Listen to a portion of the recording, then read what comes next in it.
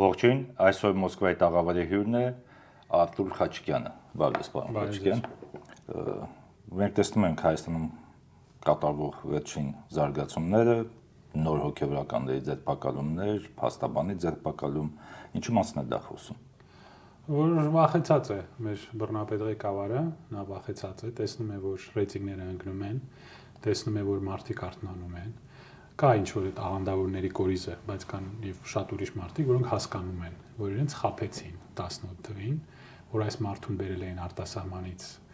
պատվերով, որ նա հանձնի Ղարաբաղը եւ հետո հանձնի մեր հայրենիքը։ Եվ տեսնում են, որ գնալով ավելի վատ է դառնում վիճակը, եւ սա ուղղակի տերոր է, բացահայտ տերոր։ Այսօր արդեն փաստաբանին են ձերբակալում, այսպիսի բան ցիվիլ աշխարհում անհնար է պատկերացնել, որ փաստաբանին դատարանում ձերբակալել, այսպիսի բան անհնար է։ Ես Միացյալ Նահանգներում 15 տարի դատարանի աշխատող էի։ Սենց բան չի կարող լինել ցիվիլ աշխարհում։ Սա բացահայտ տերոր է, վախեցած բռնապետի տերոր է, ուզում է կոտրել, վախեցնել, նենց անել, որ մարդիկ չգնան ընտրությունների, իրենց կարծիքը չարտահայտեն։ Եվ հետաքրքիր է, որ ինչպես ասեց շատ հայտնի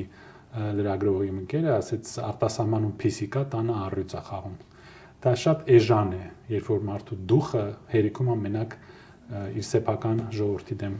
այսպիսի գործողությունների դիմելու։ Սա տերոր է, սա Պինոչետի ինչ-որ այնց տարբերակ է, որը եւ ասեմ շատ ամոթալի է, որ արևմտյան բոլոր այդ ՀԿ-ները եւ դեսպանատները լռում են։ Սա շատ ամոթ է։ Անգլիայի, Ֆրանսիայի, Եվրոպայի, Ամերիկայի ներկայացուցիչները նայում են, այս տերորը ոնց է շարունակվում։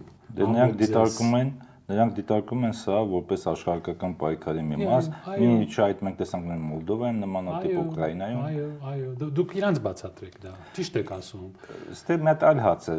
կանգնում, տեսեք, շատ է քննարկվում, եթե գլոբալ մոտ կանանք հացին, Հայաստանի նման երկրում հնարավոր է բռնապետություն։ Նկատի ունեմ ներքին ռեսուրսներ եւ այլն, առանց այսպես օրինակ։ Ոչ,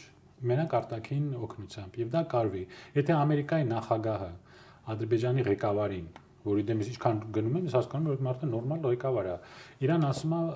տղամարդ տղա է, իր հետ գործ չունեք։ Դա ասում է Ամերիկայի, պրեզիդենտը, ազատ աշխարհի ղեկավարը, լիդերը, ասում է, որ 22 տարի զբաղեցնել ղեկավարի պաշտոնը, այսինքն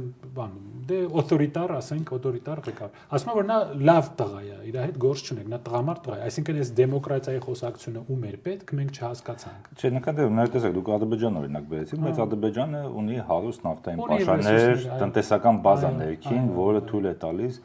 իշխանությանը որոշ չափով անկախ լինել, այնտեղ էլ կա արտաքին հովանավորչություն։ Ես դա նկատում եմ, օրինակ, երբ որ դու քո տնտեսությունը փաստացի այս բանին զարգանում միայն արտաքին պարտքի շնորհիվ։ Այո։ Որոշ օգտվելով ռուս-ուկրաինական այս պատերազմի եւ այլն։ Նկատում եմ այդ տնտեսական բազան կա, որ ինչի վրա է հույսը միայն արտաքին հովանավորչության վրա։ Այո, որովհետեւ արևմուտքի հետախուզական գործակալությունները, որոնք իրենց հետ հանդիպում են, իրենց հետ խոսում են ամեն անգամ, մենք մենակ 2 անգամ ենք տեսել Մուրի հետ հանդիպումը, շատ ավելի ուրիշ երևի տենց դրվագներ եղել են, իրենց օգնում են, իրենց ասում են, ինչ ուզում եք արեք ձեր ժողովրդին, մենք մեր մեջքի հետևը կանգնած ենք։ Դրա համար են տենց լկտի իրենց պահում, դրա համար են մարդու երեսին թքում, հղիկին սպանում, եկեղեցուն ասում չուլանեք, ազգային ժողովում քֆրտում, նենց քֆուրներ, որ ես ու դուք խմած վիճակում տես բան իրար չենք ասել,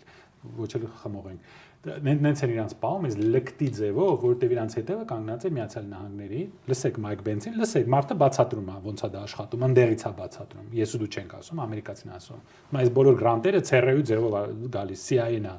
բանանում, ինդորսանում, այսինքն այդ փողերը իրանց վերահսկողության տակ է, սա արտաքին գործակալության ծառայության մարդիկ են, սրանք տիկնիկներն են, սրանք ոչինչ են, իրանց հետևը կանգնած է Միացյալ Նահանգները եւ Անգլիայի հետախուզությունը, մենք իրանց հետ գործ ունենք, իհարկե նրանք կպահեն սրանց։ Դուք հիշատակեցիք Իլհամ Ալիևի այդ Տրամպի խոսքը Իլհամ Ալիևի հասցեին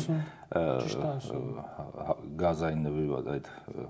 պայմանավորության շրջանակներում Եգիպտոսում, իսկ օրինակ այնտեղ նաև Հայաստանի վարչապետներ, օրինակ ինչի մասն է խոսում։ Հա, այնց է ուզում հարցեմ, ինչի մասն է խոսում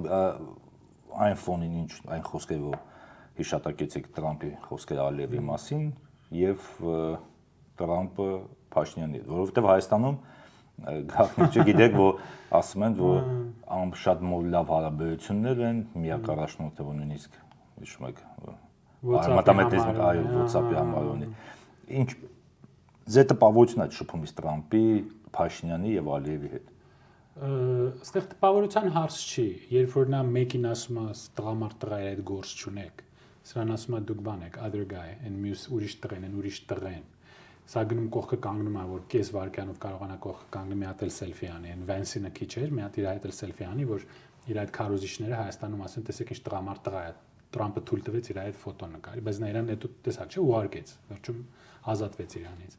Այստեղ խոսալու բան չկա, եթե ինչ որ մեկը գա, մենք հարևաններին ենք, մեկը գա մտնի ձեր տուն, ձեր մոտ զբաղվի ձեր նավթով, ձեր գազով, ձեզ ասի դուք լավ տղա եք, դուք տղամարդ եք, սրա հետ գործ չունեք եւ այլն, իսկ այս մյուսը, այս the other guy, դա ինչի մասին է խոսում։ Եթե ես կարևոր լինեի նրա համար նա այդտենց կդիմեր ինձ, ու տեսեք այսքան նվաստանալուց հետո, այսքան բան զիջելուց հետո, հանձնելուց հետո Ղարաբաղից մինչև արդեն Զանգեզուրի միջանցք, որ 10 անգամ արդեն ասել են, սա միջանցք է։ Եթե դուք ուզում եք ձեզ խաբեք, մենք ձեզ ասում ենք, որ սա միջանցք է։ Այն կողմից ամեն օր ասում։ Ու Հայաստանի իշխանությունը հնարք են գտել, ասում են հիմա ինչ ուզում են թողիանք ասենք, մեր համար մեկը միջանցք չի։ Եթե ձեր համար մեկը միջանցք է, դա միջանցք չի, դուք ինչու եք իրանց հետ պայմանագիր կնքում։ Եթե իրանց կարծիքը ձեր համար կարևոր չի, բայց ինչու եք սեղանի շուրջ նստում իրանց հետ։ Հենց միանգամից ասեք, դուք ինչ ուզում եք արեք, դա կարևոր չի։ Այս գիտեք,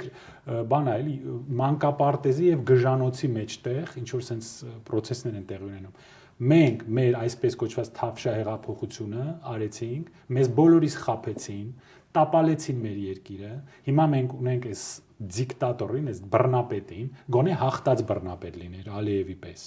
կամ Էրդողանի պես, կամ ուրիշ երկրներում կան բռնապետներ, որոնց հարգում ես, որովհետեւ դերավ գոնե իրենց ժողովրդին պահում են Լուկաշենկոյի պես։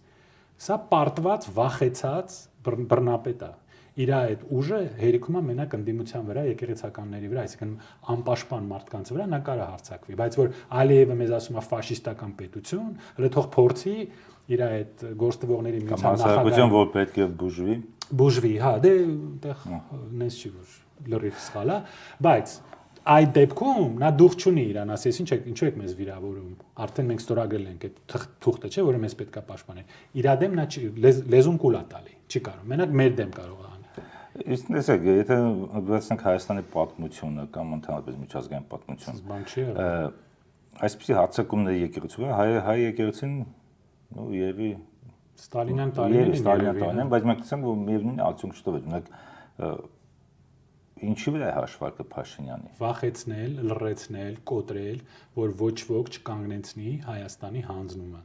Մենք արդեն անկախ պետություն չենք։ Ադրբեջանում ասում են սենց կանես, գնում են նույն բանը ինքն է անում։ Նա իրանց նահանգապետն է, գուբերնատորն է։ Օսմանյան կայսրության մեջ կարծեմ դա վալի էր կոչվում։ Ամեն շրջանը ուներ իր ղեկավարին, որը ենթարկվում էր բանին, Կոնստանտինոպոլիսին, Ստամբուլին։ Այսինքն նա իրանց բան է դարել վալին, իրանց գուբերնատորն է դարել Հայաստանում։ Ինչ որ իրան դերից ասում են անում է։ Ուզում է վախեցնի, կոտրի, բանտարկի բոլորիս, որ մենք չդիմադրենք։ Մեզ հələ մի կողմ պետք կլինի, ասենք բոլորս է կնստենք, խնդրեմ չի։ Մենք կորցրեցինք, մեղրին կորցրեցինք 200 տարով կորավ։ Այսինքն ընդմիշտ դա անգավ Թուրքիայի Ադրբեջանի ձեռքը։ Տրամպը այսօր որ մեզ այսօր չի հիշում մենք ով ենք, 3 տարի հետո նա կհիշի մենք ով ենք, կամ Տրամպի հետևից որ մյուս մարդը գա, նա հիշելու է թե Տրամպը ինչ է ստորագրել։ Բրծավեց, գնաց մեր ձեռքից, մենք Իրանից կտրվեցինք։ Դրանից հետո նրանք մտնելու են երկու կողմից։ Սյունիք կամաց այնտեղ իրենց բաներն են հաստատելու, բիզնեսներ են հաստատելու, մարդիկ են գալու եւ մենք հենց որ փորձենք դիմադրենք, միանգամից ուժով հարցը կլուծենք։ Հայկական հարցից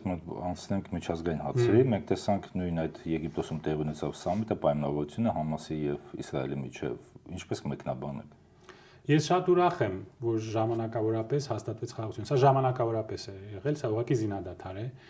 Տասնյակ պայմանավորություն կային վերջի 20-30 տարվա ընթացքում, տասնյակ պայմանավորություն, բոլորը խախտվեցին։ Հիշեք Օսլո 1-ը 93-ի, Օսլո 2-ը 95-ի, White River Agreements 98-ը, ամեն 2-4 տարի ինչ որ պայմանավորություն կա, հետո մեկը կրակում է, մեկը սպանում է, մեկին առևանգում է, Իսրայելը նորից մտնում է Գազա։ Ամեն անգամ նույն բանն է լինում։ Գուցե մի տարի կանցնի, 2 տարի կանցնի, գուցե, բայց իմ կարծիքով էլի սա խախտվելու է։ Բայց ինչն է ինձ ուրախացնում եւ տխրացնում։ Ես ուրախ եմ Գազայի ժողովրդի համար եւ Իսրայելի համար, որ երկու կողմն էլ հիմա այլևս զոհ չեն տա։ Գազայի ժողովուրդը մեզ օրինակ տվեց, թե ոնց են պաշտպանում հայրենիքը, անգամ անզեն լինելով, չեն հանձնվում, այսինքն այդ մարդը դե գործ չուներ։ Հետո տեսեք, փոխադարձ հիմքի վրա եղավ այս պայմանագիրը։ Իսրայելը հետ է քաշվում, 47% տալիս է պաղեստինցիները զինաթափվում են Ֆաթահը։ Հետո երկու կողմից փոխանակվում են գերիներ։ Հարց. մեր գերիները ոնց մնացին բանտում։ Ոնց եղավ որ այս մարդը գնաց ասեց դե այդ հարցը մի բարձրացրեք։ Տեսեք փոխադարձ ոնց են պաղեստինցիները Իսրայելի կառավարությունը բան են անում, ազատում են գերիներին։ Մերոնք մնացին Բաքվում։ Ոչ ոք հարց չի տալի, այս ոնց եղավ, ով է փրկել այդ մարդիկ մեզ համար են գնացել կռվել են գերի։ Իմ ու ձեր տեղն են գնացել, դե ոնց կարելի է ասենց իրանց մոռանալ։ Եվ երկրորդը ամենակարևորը, դե ոչ ամենակարևորը, կարևորը Տրամպը գարանտ է երաշխավորը այս պայմանավորության։ Նա ասել է, եթե ես երաշխավոր եմ ձեր պայմանագիրը, եթե Համասը չզինաթափվի, ես իրանց կզինաթափեմ։ Մեր դեպքում նա ասել է, որ ես երաշխավոր եմ։ Ոչ, այդ թղթի վրա գրած է witness, վկա։ Վկան ինչ է, այսինքն մարդիկ որ ամուսնանում են, այնտեղ վկա է կանգնած, որ ես տեսել եմ ոնց են նրանք ստորագրել։ Հետո դա նշանակում է ինչ որ բան անելու է, ոչինչ։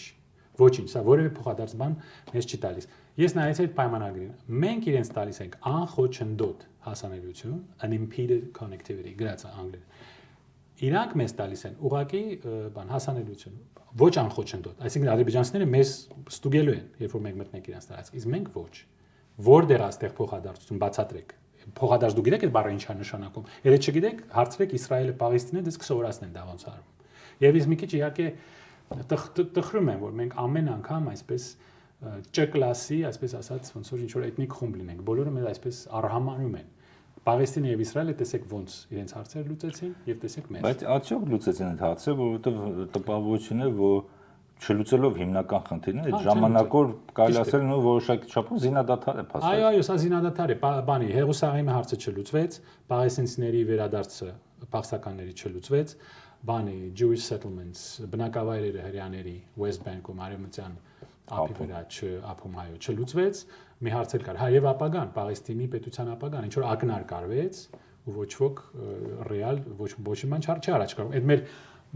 բանը, այսպես ասած փորձագետները, որ ասում են, դե Ղարաբաղը պետք է հանձնենք, որովհետեւ դա լեգիտիմ չէր Ադրբեջանի տարածքա։ Տեսեք, Պաղեստինը 47 թվից ճանաչվել է որպես պետություն, բայց այդ լեգիտիմությունը ուր է։ Պետությունն է, ՄԱԿ-ը ճանաչել է, ամբողջ աշխարհը ճանաչել է, որ Պաղեստին պետքա լինի։ Պաղեստին չկա, արդեն համարյա 80 տարի։ Դե գնացեք լեգիտիմությունը գտեք։ Եվ վերջին հարցը Հայաստանի իշխանությունները շարունակում են այդ եվրոինտեգրացիա գործընթացը, նույնիսկ ԱԳՆ-ում առանձին վարչություն է ստեղծվել, դեպարտամենտ է ստեղծվել, որ այդ հարցով է զբաղվում։ Ինչ հետևանքներ բերելու։ Մենք դառնալու ենք ԵՄ անդամ ամբողջ խնդիրներով, որոնք կան այնտեղ, որովհետեւ մեզ շատ մարդիկ իրենց թվում է, որ դա այսպես հրաշքով մեր բոլոր խնդիրները կլուծեն, ես դառնանք ԵՄ անդամ։ Նույնիսկ դա մի կողմ դնելով Ինչքանով է իր տեսական։ Եթե մենք ուզում ենք մեզ գժի տեղ դնենք, կարող ենք, իհարկե։ Ուզում ենք մեր թմրանյութ ընդունենք, ես չեմ արել կյանքում, բայց կարող ենք ծխենք ինչ-որ բան եւ պատկերացնենք, որ մենք Եվրոպայի մաս ենք, կարելի է։ Մենք փող ենք հավաքել բանում։ Դուք էլ կարող եք միանալ 800 եվրո հավաքել եք։ Մի 100 եվրո էլ դուք դրեք, ստանա 900 եվրո։ Այն մարդը, որը գա, մեզ ցույց տա մի եվրոպական լուրջ քաղաքական դեմք, որ ասել է Հայաստանը X պահին դառնալու է Եվրոպայի մաս։ Մեկին գտեք 900 եվրո տալիս եմ ձեզ։ Չկա, մարդ չկա, արդեն մի ամիս է սպասում ենք։ Այդ բոլոր այդ եվրոկլոունները, որոնք ռուսական акցենտով են խոսում այսպես, չգիտես ինչու, բոլորը բան են, ռուսախոս բաներ են, արևմտամետներ են այսպես ասած։ Որևէ բան չի լինի։ 3 թե 3 առաջ օրը այդ էակը Բունդերլայնը ասեց, չբանը Չեռնոգորյան դառնալու է Եվրոպայի անդամ ինչ որ բան թիվ տվեց։ Ուկրաինային քանի տարի են խոստանում, այդ խեղճ ժողովուրդը կոտորվեց, ընդ ուկրաինացի չմնաց։ Երբ են նրանք դառնալու Եվրոմիության անդամ, մենք չիմացանք։ Թուրքիան քանի տարի է սպասում, մի 25 տարի կլինի, դուք ավելի լավ կհիշեք։ Վրաստանը քանի տարի է սպասում։ Էն էլ հիմա ասում են, եթե դուք բան անեք, ռուսների դեմ չկռվեք, Եվրոմիության անդամ չեք լինի։ Տեսեք, շանտաժ են անում ուղիղ։ Որևէ լուրջ մարդ այն կողմից չի ասում, դուք լինելու եք Եվրոպայի մաս։ Այդպիսի բան ես չեմ լսել։ Լսողին եթե դուք գտնեք, ես իրան 900 եվրո կտամ։ Շնորհակալություն, պարոն Խաչիկյան։ Այսօր մեր հյուրն էր Արտուր Խաչիկյանը։